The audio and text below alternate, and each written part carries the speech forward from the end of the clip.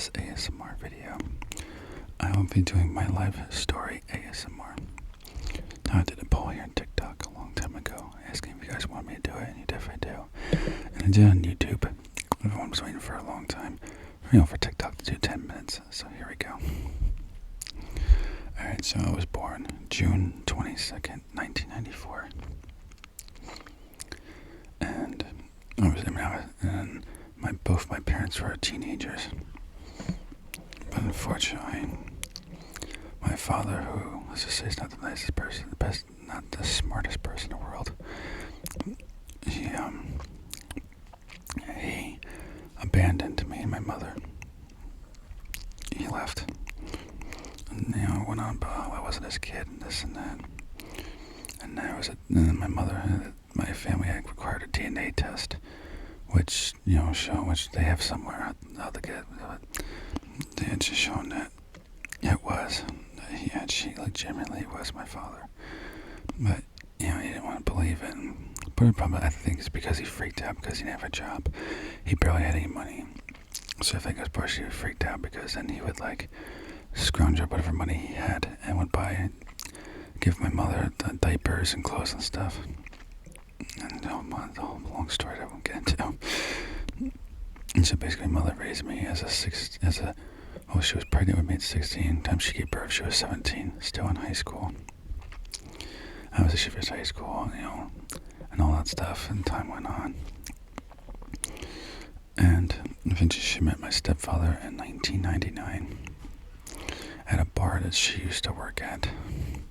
Because she worked at a restaurant, but then went to a bar that paid a little bit more. And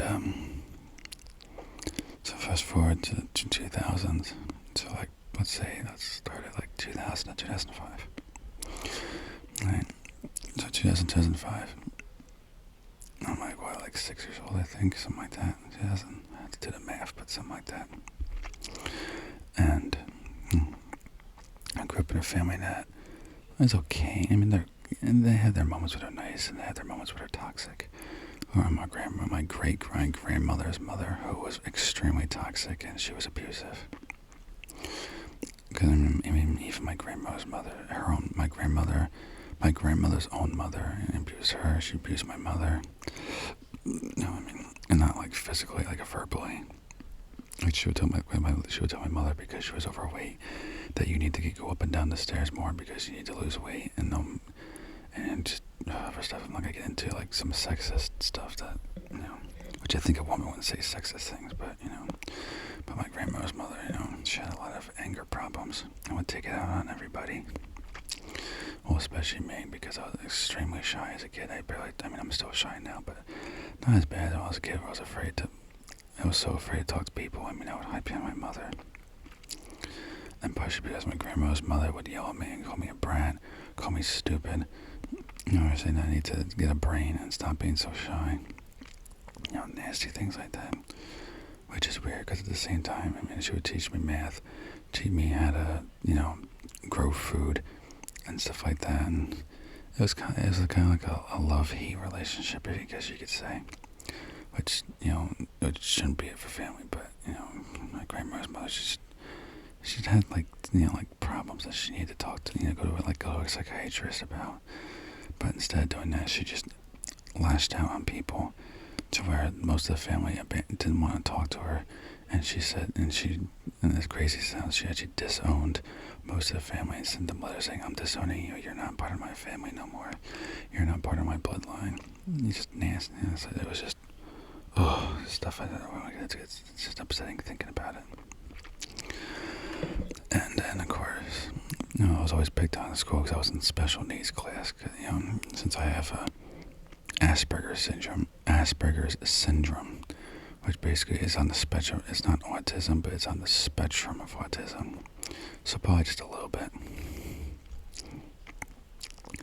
And then having what they call tics, which is obsessively like this. Doing something like that over and over again, which is why I've seen videos on my Twitch a lot. Videos, it's that. Basically why it might, make a lot of movements a lot. And sorry about that. Stupid house phone had to ring. Which is why I stopped the video real quick, so that way continue to mess it up. Anyway. But yeah, there's that. And then of course I was in a special needs class. Now, even though I have Asperger's syndrome, it was shown that I had higher function. So like I was like smarter than the average kid that had that Asperger's syndrome. I mean, I was always on the honor roll. Like there's only one school I was on the honor roll, but that's because the classes were so fast, and they were impatient with teaching me that I was failing. But then I transferred to another school, and I did the same exact work, but things were broken down to where I could understand it, and I aced it all and got back on the honor roll. So besides that, I mean, I was always on the honor roll. I got a couple awards actually for being outstanding in math, to where the teacher actually would let me tutor kids in math and language arts because of how proficient I was in it and how good I was in it. That, and then of course, and then especially I had two different middle schools. The first middle school I was constantly made fun of, to the point where as a kid I was scared to death to even come to school. I actually would argue with my parents to not go and stuff, to the point where my mother had to actually come in. I had to go in there because my mother worked at the police department. She had one of the detectives come in, so that way I would feel a little bit, safer. I mean, it was that bad. I mean, I was smacked around, I was hit. I was, pushed around or pushed to the ground and smacked around, and then of course videotaped and everything, and being called retarded, or the retard kid, or the idiot kid, or this or that, and then constantly focused on my disability over and over again. I mean, that's absolutely horrible experience at school. I never really had much good experiences or memories at all of school, to where I hate school even now, where I'm like, I would never want to go to a school because there's too much bad experiences. And then of course, fast forward to high school, so 2008 to 2012. It was not as bad at first, but I was still getting made fun of, and unfortunately I was getting made fun of into the own class I was in, the special needs class. A little bit, and eventually it stopped, but then I went to my first girlfriend, who's now my ex, who, as bad as it sounds, would verbally and physically abuse me. And so my first, it would be kind of, at first it was, normal, so I thought, this person's normal. But eventually she unleashed her true colors. I mean, she would hit me, smack me around. At one point, we were in her bedroom actually, and I don't remember what it was. It was some argument we had. And then she ended up putting her hands on my neck and pushed me to the bed and started choking me. And my mother saw the marks on my neck and marks on my body, and as you can imagine, any mother would get, like, my mother, she can get, really mad if she wants to. She got really pissed off. To where she was, going to school the next day, and I was going crazy. Because my mother is the type that's, the overprotective kind of type. Especially since, I was like, to where it was just, always the two of us, so as you can imagine, it was hard. And, so yeah, it's just,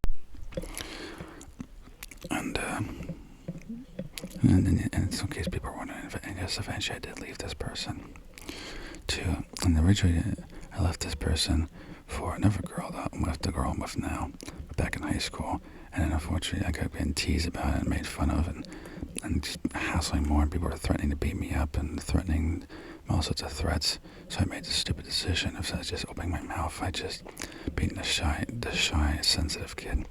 And going back to the person who was verbally abusive to me, and put myself back into that, situation. And eventually broke up for high school, and then got back with the girl that I was telling you about, who I'm with now. She's the one that I went back and forth in high school to with now, to where she treats me a lot better. And she doesn't do that, she treats me normal, like any girlfriend should.